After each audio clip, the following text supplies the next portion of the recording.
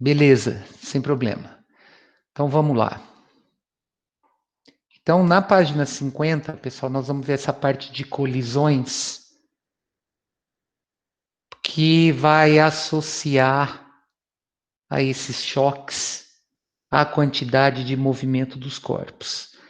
Então, diversos testes de impacto são realizados com veículos e aeronaves com o objetivo de aprimorar os projetos de segurança, incluindo melhoramento nas condições de frenagem, reforço de estruturas críticas, etc.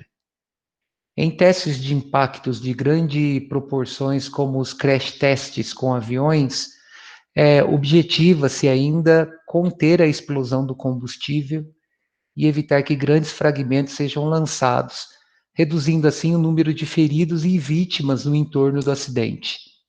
Por exemplo, a energia dos fragmentos pode ser reduzida se as peças maciças e de grandes dimensões, como turbinas e parte da carenagem, puderem se desmontar e romper em determinadas posições.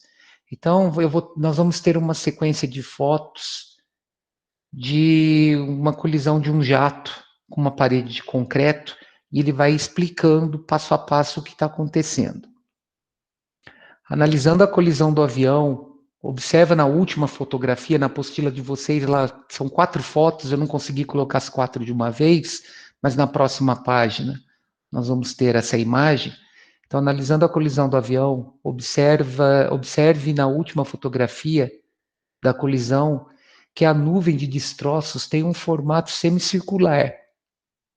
Os fragmentos se movimentam para cima, para os lados e parte deles ainda para trás. Na colisão, observa-se a conservação da quantidade de movimento da matéria no plano formado pela parede de impacto, o que fica denotado pela simetria da nuvem de destroços. Os destroços lançados para a direita têm mesma quantidade de movimento equivalente à quantidade de movimento dos destroços lançados para a esquerda. Quanto aos destroços lançados para cima e para trás, o movimento adquirido decorre das forças aplicadas respectivamente contra o solo e contra a parede. Essa distribuição dos destroços do avião durante a colisão está diretamente relacionada com o princípio da conservação da quantidade de movimento que é estudado neste material. Então, tem uma sequência de fotos que relaciona o crash test desse avião com essa parede de concreto. Observem na última foto que os destroços gerados pelo impacto do avião com essa parede, ele se distribui em todas as direções. Isso aí minimiza o efeito de distribuição desses pedaços do avião no entorno dele. Então, isso daí vai fazer com que a energia seja distribuída de forma uniforme entre essas peças, fazendo com que a quantidade de movimento desses pedaços do avião permaneça praticamente constante, evitando, assim, grandes danos ao redor dessa região de impacto, tá? Então, vamos entender esse princípio da conservação da quantidade de movimento. Considere 2 patinadores em uma apresentação de dança no gelo. Em determinado instante, os 2 patinadores se aproximam e se empurram em sentidos opostos, passando então a se afastar. São várias as forças que atuam sobre ele, sendo necessário analisá-las. Então, quando 2 patinadores se empurram, existem forças internas de um sobre o outro. Então, quais serão essas forças envolvidas nessa situação? Nessa situação, F12 e F21 constituem para ação-reação das forças que um patinador aplica sobre o outro. É a força que o patinador aplica sobre a patinadora e vice-versa, tá? Elas têm mesma intensidade, mesma direção em sentidos opostos. N1 e N2 são as reações do solo, ou seja, as forças normais em cada um dos atletas. P1 e P2, os resultados das interações gravitacionais entre os patinadores e a Terra, ou seja, o peso deles. Como o sistema é constituído apenas pelos dois patinadores, F12 e F21 são consideradas forças internas, pois são aplicadas entre os próprios corpos do sistema. Por outro lado, as forças N1, N2, P1 e P2 são forças externas, pois são interações dos corpos do sistema com os corpos externos, que não fazem parte do sistema. As normais são aplicadas pelo solo, né? As forças N1 e N2, e os pesos pela terra, P1 e P2. Então, eles não fazem parte desse sistema formado pela interação entre os patinadores, tá? Assim, forças internas são trocadas entre os corpos constituintes de um sistema. Forças externas são trocadas entre um corpo do sistema e um corpo não pertencente a ele, que é o agente externo. Então, considerando que as forças internas atuam entre os corpos do sistema durante um mesmo intervalo de tempo, o impulso realizado por elas é o mesmo, mas com sinal oposto. Esse sinal oposto aí, pessoal, vai determinar o sentido desse impulso, tá? Porque o que vai acontecer? De acordo com a terceira lei de Newton, a força que o patinador 1 aplica no patinador 2, ela tem a mesma intensidade, a mesma direção, porém, ao sinal de menos aqui, o sentido oposto da força que o patinador 2 faz no patinador 1. É o par-ação-reação. Aí o que acontece? Como o intervalo de tempo entre essa interação é o mesmo, eu posso multiplicar os dois membros dessa igualdade por ΔT. Então, na hora que eu aplico esse produto do tempo associado à força, eu estou determinando o impulso dessa força. Observem que o sinal de menos se conserva. Esse impulso, eles vão ter o mesmo valor numérico, a mesma direção, porém sentidos contrários. Nesse momento, vamos retornar ao teorema do impulso. O que o teorema de impulso diz? Ele diz que o impulso de uma força é a variação causa a variação na quantidade de movimento no corpo.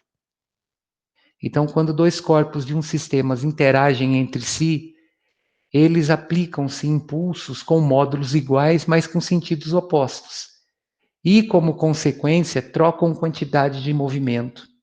Em outras palavras, a quantidade de movimento positiva que um corpo adquire é igual em módulo à quantidade de movimento negativa que o outro corpo do mesmo sistema adquire. Então, se eu tenho a interação entre dois corpos e um corpo é impulsionado para a direita, o outro corpo vai ser impulsionado para a esquerda, tá?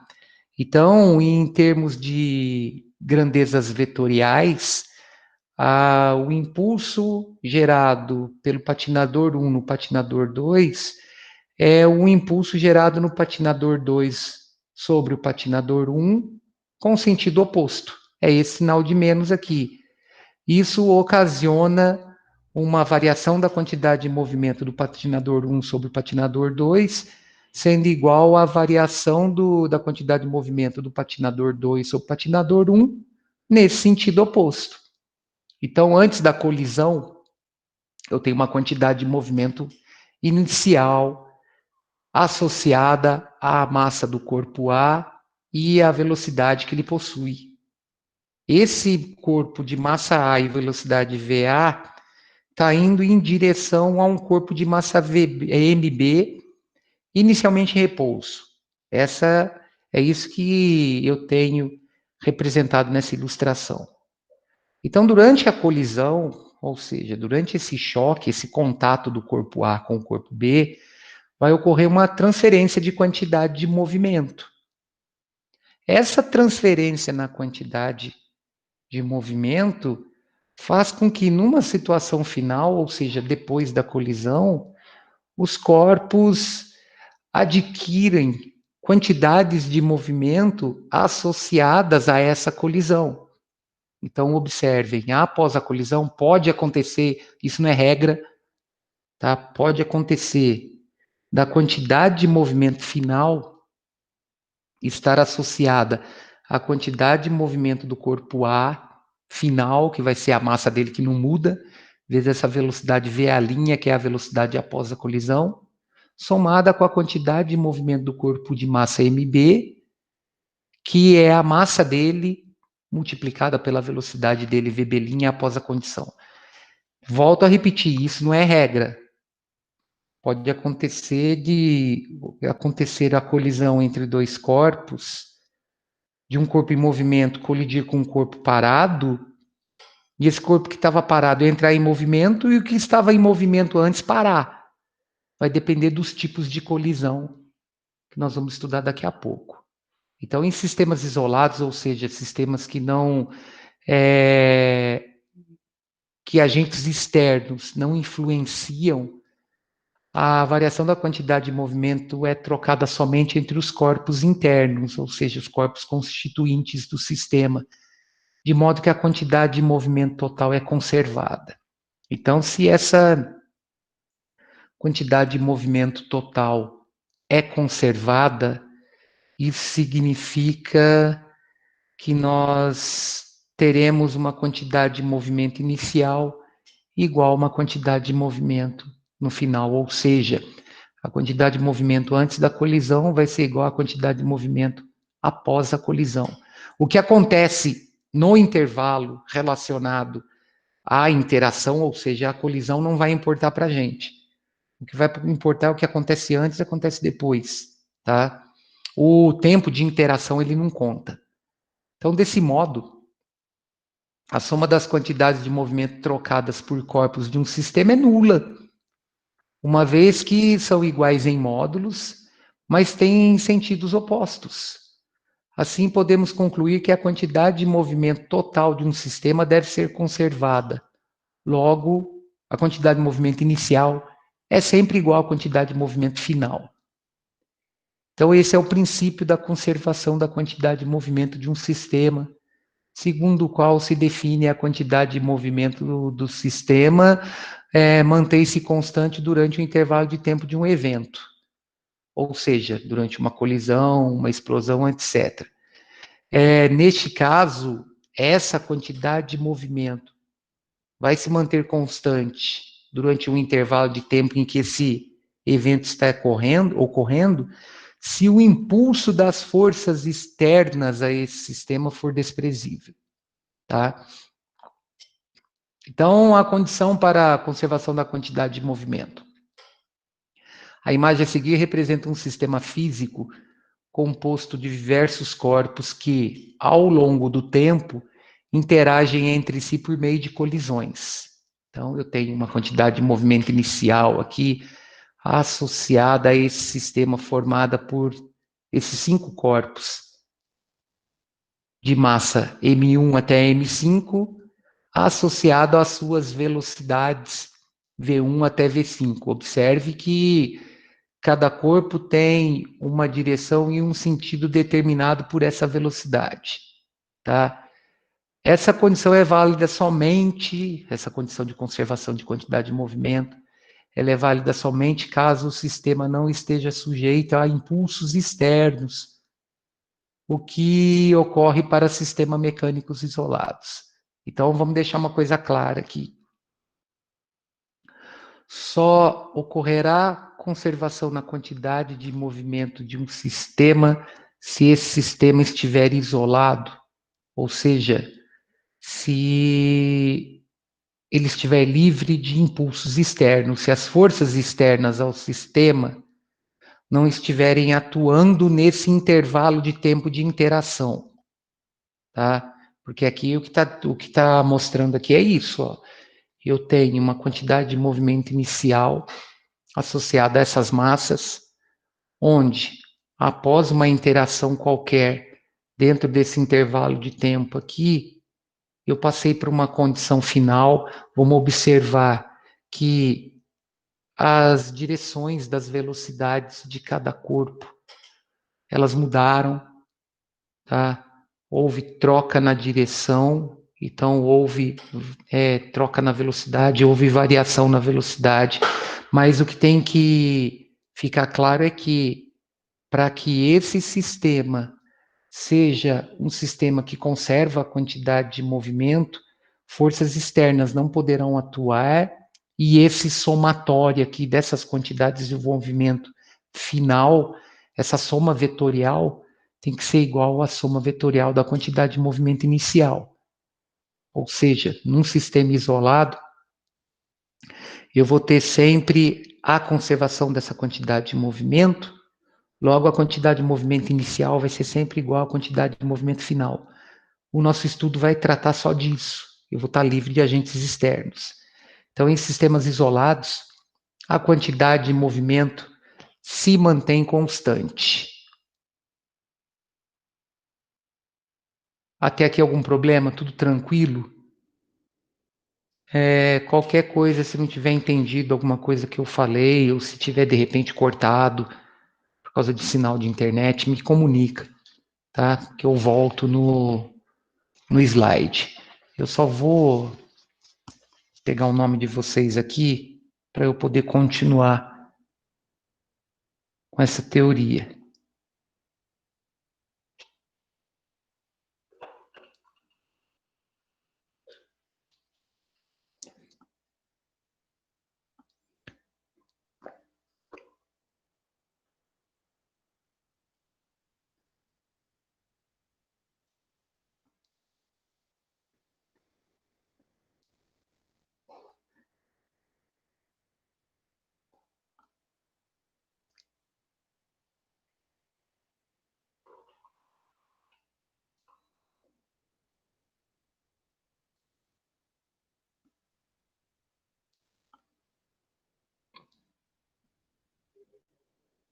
Bom,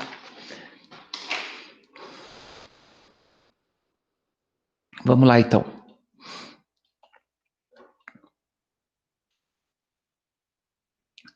Então, para que um sistema não troque quantidade de movimento com corpos externos, a força resultante aplicada por corpos externos a ele deve ser nula.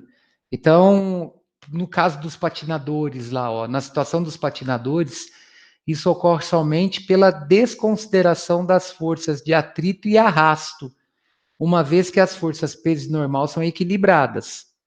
Então, as forças externas que estão atuando na vertical, que é normal para cima e o peso para baixo, elas se equilibram em módulo, em valor numérico.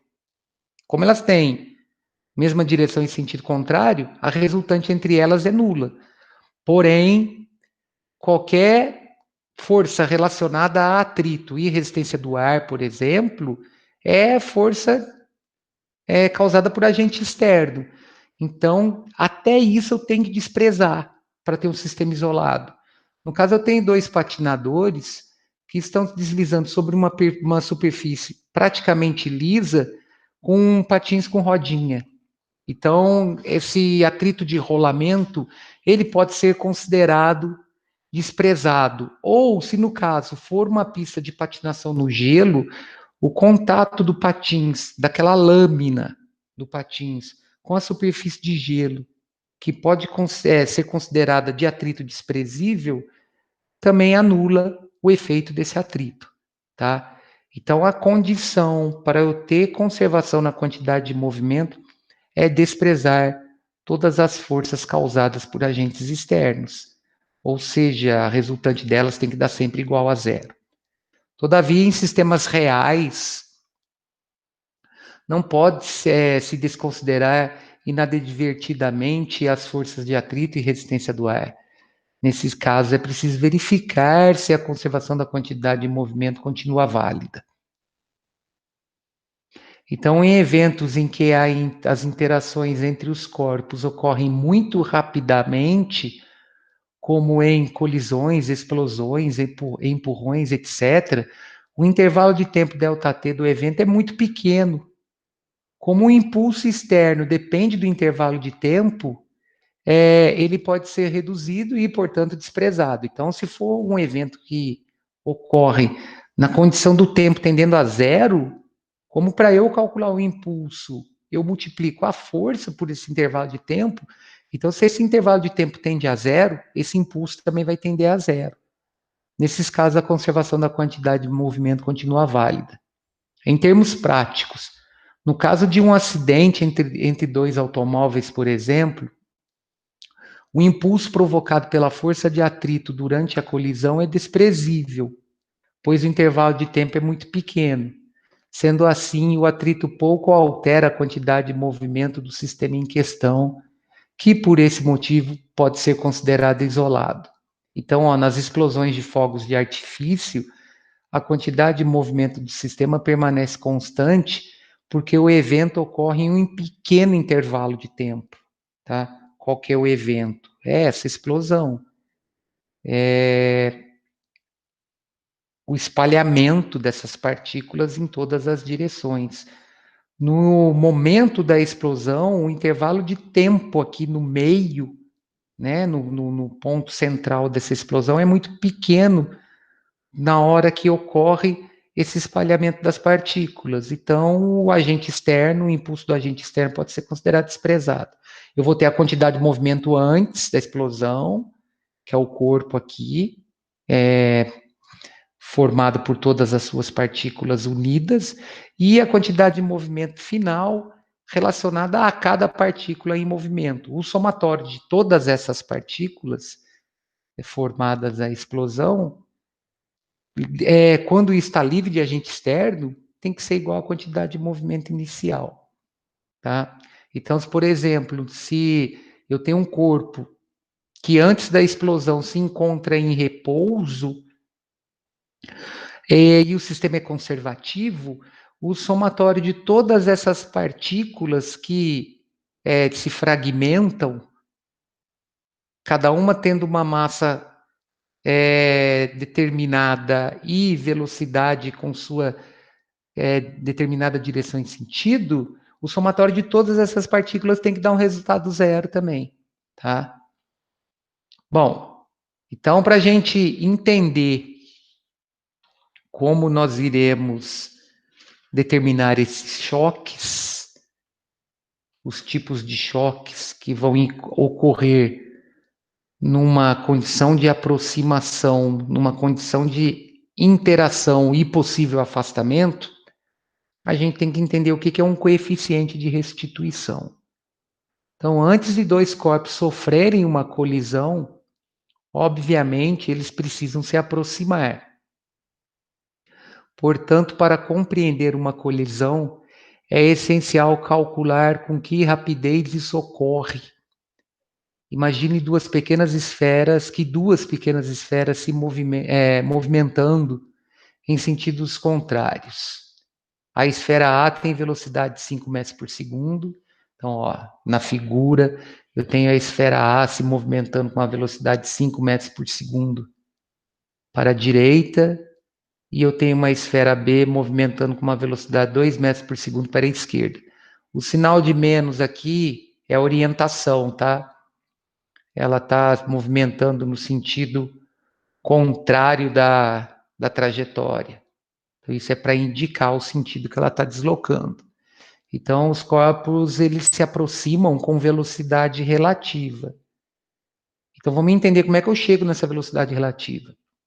Se o corpo A tem velocidade de 5 metros por segundo, então a cada segundo ele ele percorre 5 metros para a direita. De maneira similar, a cada segundo o corpo B percorre 2 metros para a esquerda. Logo, podemos afirmar que no intervalo de tempo de 1 segundo, eles se aproximam um total de 7 metros, correto? O A, 5 metros para a direita a cada segundo, o B, 2 metros para a esquerda a cada segundo. Portanto, a velocidade de aproximação entre esses corpos é de 7 metros por segundo. Para determinar essa velocidade relativa entre os corpos, devemos, na realidade, subtrair as velocidades de A e B, cada qual com o respectivo sinal. Dessa forma, a velocidade de aproximação entre os corpos A e B vai ser a velocidade relativa de A em relação a B, que é 5 menos 2, 7 metros por segundo. Por isso que quando eu tenho colisão frontal de dois veículos deslocando-se na mesma trajetória em sentidos contrários, o estrago é muito grande, porque a velocidade relativa da colisão ela vai estar associada à soma algébrica dessas duas velocidades, uma para a direita, outra para a esquerda.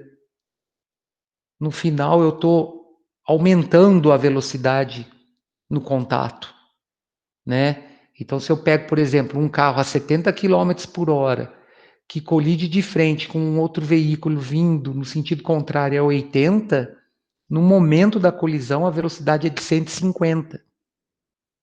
Se eu tiver a mesma condição, um carro indo a 80 e colidir na traseira de um carro indo a 70, a velocidade relativa, nesse caso, é de 10 km por hora. Porque enquanto o de trás andava 80 km a cada hora, o da frente andava 70 km a cada hora. Então tem uma relativa de 10. E essa velocidade relativa vai ser sempre representada dessa maneira. Vai ser representada pela diferença entre as velocidades, porém considerando o sinal representando o sentido no qual esse corpo está deslocando, tá?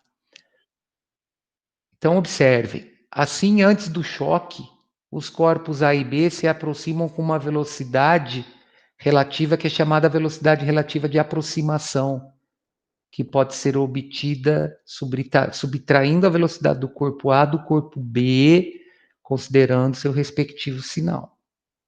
Da mesma forma, os corpos após a colisão se afastam com velocidade relativa de afastamento, que pode ser obtida por uma relação similar.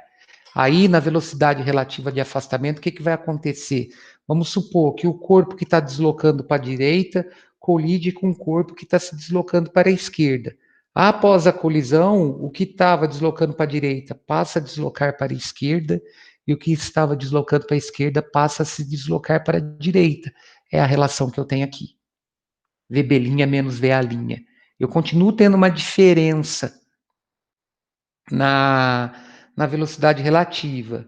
Eu continuo representando essa velocidade relativa por uma diferença. Mas agora eu tive inversão dos sentidos. Beleza? Então, essas duas velocidades de afastamento e de aproximação estão relacionadas com o coeficiente de restituição de uma colisão.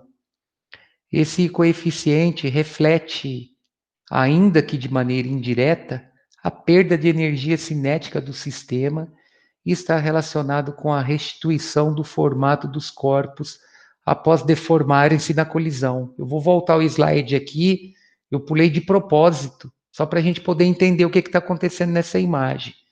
Olha lá, o drible é um fundamento do basquete no qual o jogador conduz a bola, quicando-a contra o solo. A bola só retorna à mão do jogador graças ao seu alto coeficiente de restituição quando está cheia, ou seja, essa bola consegue voltar ao seu formato original após o choque dela com o solo. Então, se ela consegue restituir integralmente a sua forma, ela não perde muita energia durante esse toque com o solo. Tá? É lógico que ela vai perder energia. Eu vou ter o contato da bola com o solo, que ela vai se deformar na hora que ela entra em contato com o solo, ela se deforma, mas ela restitui sua forma. O próprio som do contato da bola com o piso da quadra faz com que ela perca energia, ela vai perder energia na forma de energia sonora, tá? Por exemplo, ao quicarmos uma bola de basquete cheia contra o chão, ela retorna com velocidade apenas um pouco menor aí, ó, que a velocidade de colisão, uma vez que praticamente restitui seu formato. No entanto, ao quicarmos uma bola de basquete vazia, ela se deforma permanentemente na colisão, não restitui seu formato original e por isso permanece no chão. De forma geral, em qualquer tipo de choque, existe um coeficiente de restituição que pode ser determinado pela seguinte equação. Esse coeficiente de restituição E, ele vai estar relacionado à razão entre a velocidade de afastamento e a velocidade de aproximação. Nós vimos que a velocidade relativa de afastamento é a velocidade após a colisão do corpo B menos a velocidade após a colisão do corpo A. E a velocidade relativa de aproximação é a velocidade do corpo A menos a velocidade do corpo B nessa aproximação. Observe que esse coeficiente deve ser maior ou igual a zero. O coeficiente sempre. Por que ele deve ser maior ou igual a zero? Porque sempre a razão entre essas duas velocidades vai estar associada a um mesmo sinal, tá? Então, eu vou ter sempre um mesmo sinal na velocidade de afastamento e de aproximação. Então, se eu estou dividindo dois números com o mesmo sinal, o resultado é sempre maior que zero.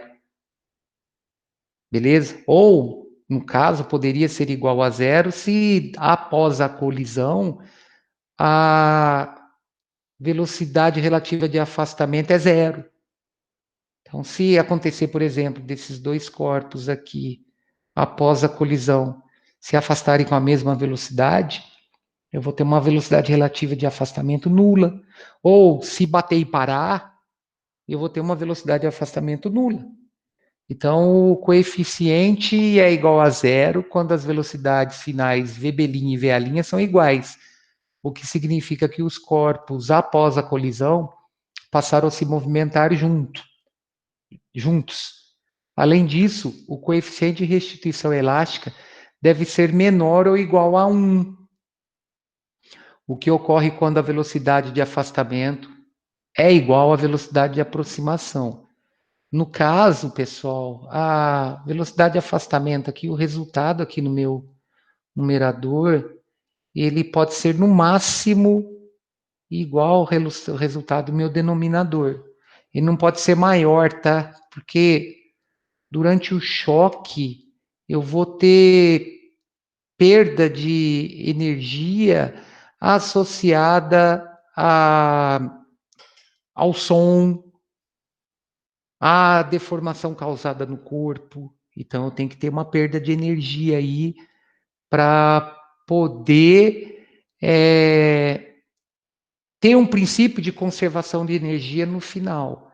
Na hora que dois corpos batem, eles vão produzir som. Então, esse som produzido é um dos causadores dessa perda de energia, tá? Materiais e seguranças do trânsito. Tem uma conexão feita aí dentro da teoria relacionada a essa deformação causada nos veículos. Por que elas são importantes de serem causadas? Então, uma das situações mais desagradáveis que alguém pode experimentar é sofrer algum acidente de trânsito. Fora o perigo que pode oferecer à saúde das pessoas envolvidas, podem surgir complicações jurídicas e, normalmente, ainda existem prejuízos financeiros. É comum, por exemplo, motoristas ficarem irritados após baterem seus veículos pelo fato de o estrago causado no automóvel ser muito grande em proporção à intensidade da colisão sofrida. Apesar de os gastos com funilaria, pintura e reposição de peças estragadas serem consideráveis, o fato de a lataria dos carros atuais sofrer grandes deformações em uma colisão é fundamental para a segurança dos passageiros. Ocorre que, enquanto o carro está sendo amassado, o tempo de atuação das forças em virtude do contato dos veículos aumenta consideravelmente. Com isso, a intensidade dessas forças ficam diminuídas. Eu diminuo o impulso, né? Se eu aumento o tempo de interação, como o impulso relaciona a força e o tempo num produto, se eu aumento o tempo, eu vou diminuir essa força de interação, porque a quantidade de movimento é a mesma. Então, essas intensidades ficam diminuídas e as pessoas que estão dentro dos automóveis não ficam submetidas às acelerações muito intensas e perigosas.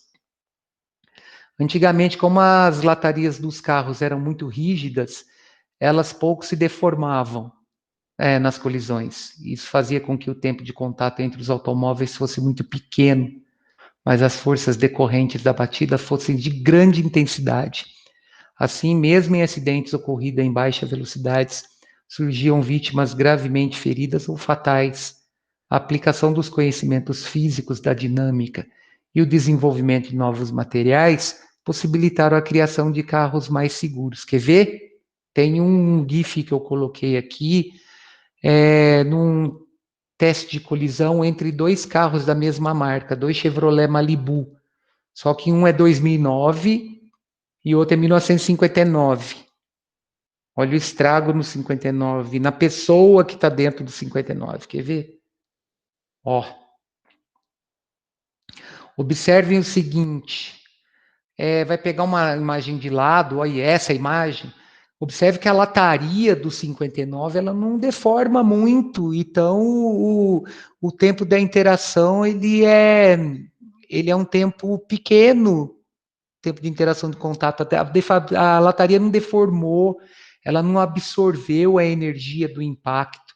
O Malibu não, né? O Malibu 2009 é o mesmo carro, só com a diferença aí de 50 anos, né?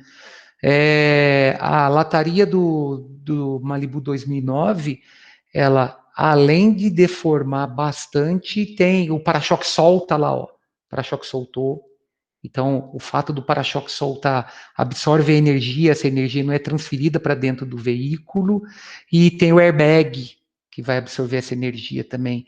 O airbag faz com que o tempo de contato do motorista com a região interna do carro seja maior, então a força de interação diminui. No 59, o volante vai no rosto do motorista. Quer ver? Ó? Vou mostrar agora. Ó.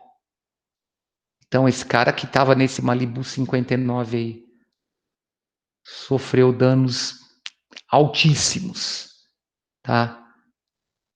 Não sei se vocês observaram que no airbag do carro branco fica a marca do rosto do motorista. Tem tinta no boneco. Isso é justamente para mostrar em que ponto esse airbag está atuando no corpo da pessoa. Beleza? Vamos continuar aqui. Então, tipos e análise de colisões unidimensionais. As figuras ao lado representam uma colisão frontal de dois veículos A e B que se deslocam na mesma direção, sendo MA e MB suas massas, e VA e VB suas respectivas velocidades antes de colidirem, né? A condição aqui, estão se encontrando aqui, condição antes do choque. VA' e VB' as velocidades deles depois da colisão. Como para efeitos didáticos, os corpos envolvidos em colisões podem ser considerados sistemas isolados, uma vez que o tempo de colisão é muito pequeno, então não importa para a gente o que está acontecendo durante a colisão, podemos aplicar o princípio da conservação da quantidade de movimento, que relaciona que ela vai ser sempre constante, ou seja, a quantidade de movimento inicial vai ser igual à quantidade de movimento final. O caso abordado é de um choque mecânico unidirecional, e por isso não existe a necessidade de se manter o tratamento vetorial nessa equação. Unidimensional no sentido de que um está indo para a direita, outro está indo para a esquerda. Beleza? Eles vão se encontrar de frente. Então eu não vou ter mudança na direção, nem no sentido desses corpos, antes e depois do choque. Eu vou ter mudança no sentido após o choque, né?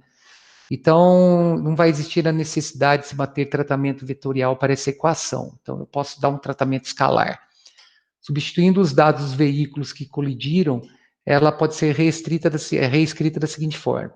Então, se eu tenho a conservação na quantidade de movimento, essa quantidade de movimento inicial vai ser igual à quantidade de movimento final. Quem que é a quantidade de movimento inicial? É a quantidade de movimento inicial do corpo A mais a inicial do B, e na final é a soma da quantidade de movimento final de A com a quantidade final de movimento de B. Nós aprendemos que a quantidade de movimento de um corpo é o produto da massa pela velocidade desse corpo. Então é só substituir. Olha lá, MAVA, MBVB, MAVA', que é a velocidade após o choque, MBVB'. Porém, vai acontecer o seguinte, apesar desse cálculo ser muito útil, nem sempre ele é capaz de descrever de forma completa uma colisão entre dois corpos. Ocorre que, na maioria das situações analisadas, existem duas incógnitas para ser descobertas. Com isso, eu tenho que descobrir, por exemplo, a velocidade após a colisão do corpo A e a velocidade após a colisão do corpo B. Eu não consigo fazer isso tendo uma equação com duas variáveis. Com isso, uma única equação será insuficiente para que os cálculos possam ser concluídos. Para resolver casos assim, é necessário um sistema em que o número de equações coincida com o número de incógnitas. Isso é conhecido como sistema possível e determinado. Esse sistema pode ser formado com a equação do coeficiente de restituição elástica. Logo, para soluções de sistema, deve-se combinar o princípio da conservação da quantidade de movimento, que é essa primeira relação aqui, com o coeficiente de restituição, que é essa segunda relação. Aí eu vou analisando, analisando um sistema de corpos que colidem, podem ocorrer perdas de energia cinética em virtude do aquecimento, de deformações e do som provocado no impacto. O que jamais se observa em um choque, eu já comentei isso, mecânico, é qualquer ganho de energia cinética, no caso em sistemas isolados. Por meio dessa relação, é possível provar que o módulo da velocidade de afastamento entre os corpos que se chocam é sempre menor ou, no máximo, igual ao módulo da velocidade de aproximação entre eles. Então, eu tenho a relação aqui que a velocidade de afastamento vai ser sempre menor ou igual à velocidade de aproximação. Por isso, o limite do coeficiente de restituição é 1. Ele vai ser sempre menor ou igual a 1. Como foi estudado, a razão entre essas velocidades determina um coeficiente de restituição compreendido entre 0 e 1. Dependendo do valor desse coeficiente, podemos ter diferentes tipos de colisões. São 3 colisões que nós vamos estudar: as inelásticas, as parcialmente elásticas e as perfeitamente elásticas. Só para fechar esse primeiro momento, a bola de boliche, ao atingir os pinos, transfere quantidade de movimento para eles, que adquirem velocidade. No cômputo geral, a velocidade de afastamento deve ser igual ou menor à velocidade de aproximação dos corpos. Tá? Por quê? Porque eu tenho uma preservação na quantidade de movimento do meu sistema. Pessoal, eu vou fazer o seguinte, eu vou dar um intervalo agora e às 13h25 eu concluo essa teoria. Tá faltando pouca coisa aqui, tá? Bem pouco. Concluo essa teoria e a gente resolve as atividades. Então, até daqui a pouco. Obrigado pela paciência aí, porque não é fácil ficar aguentando teoria. E 3h25 a gente volta, beleza? Então, até daqui a pouco, pessoal. Um abraço. Tchau, professor. Falou! Já que a gente volta.